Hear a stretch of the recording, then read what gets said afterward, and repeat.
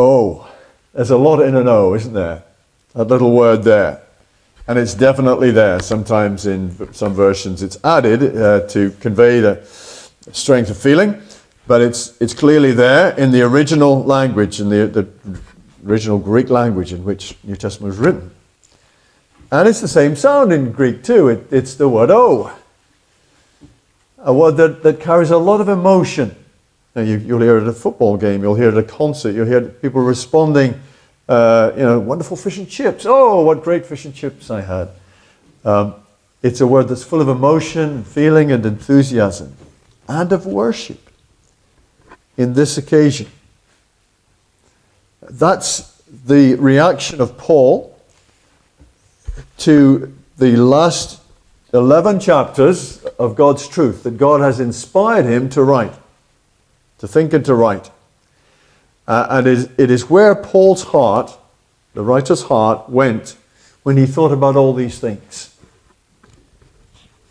His heart went into a state of awe and wonder and worship, bursting with praise.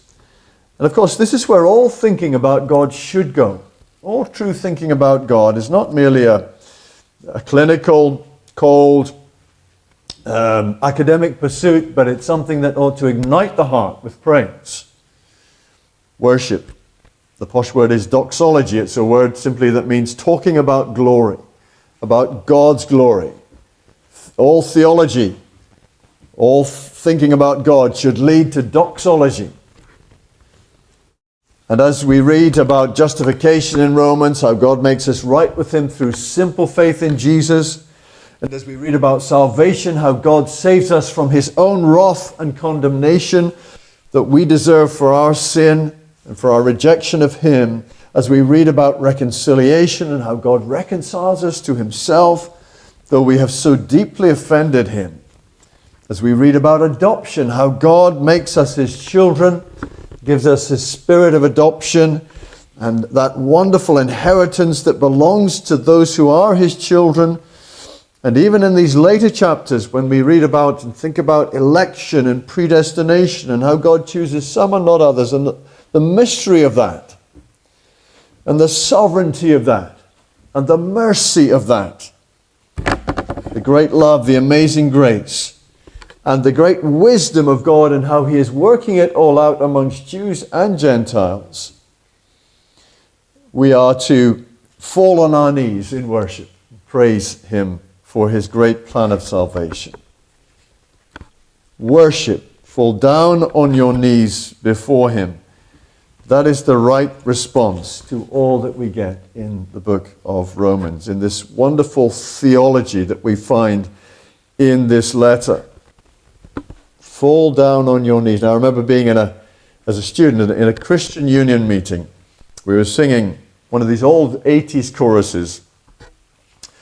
The words were, "And I worship you, I give my life to you, I fall down on my knees." And a guy near me, maybe next to me, I can't remember, near me anyway, physically got down on his knees to sing the rest of the song. And he was worshipping God on his knees. Now I'm not sure if Paul, at this time as he was writing this, was physically down on his knees here, but spiritually he was. Spiritually he was on his knees before God. He was on his face before God. Perhaps in his heart he was being awed by God and the wonder of God and God's ways and God's wisdom, God's works, particularly in salvation. A God who is far beyond him and us in every way. A God that he could not fully understand. Now, a God that we cannot fully understand is a God who is truly transcendent. One that we could fully understand would not be much of a God. If there was no mystery about him or his ways, if we didn't have to puzzle over the likes of predestination or election or the ways of God, he would not be worth worshipping. There must be something mysterious about God. Now, this is not to say that we do not know anything about God. We know a lot about God. God's given us this big book to learn about him, to discover more about him. And so it's not that we know nothing about him. but we do not know him wholly. We know him truly, but we do not know him wholly, completely, in every aspect. And so we should expect mystery and things that we don't fully understand, and a point that we reach where we say, I can't go any further. I don't really understand this, but I trust you for multiple other reasons. This is really like the 6-year-old child who can't understand why mum and dad don't let her stay up till midnight or have another ice cream or another bar of chocolate. Perhaps they don't truly understand why it would seem good to them. But actually, they trust mum and dad because of multiple other reasons that they know that they care for her. And that's like us, isn't it? We don't understand everything that the Lord has said or everything that the Lord has promised.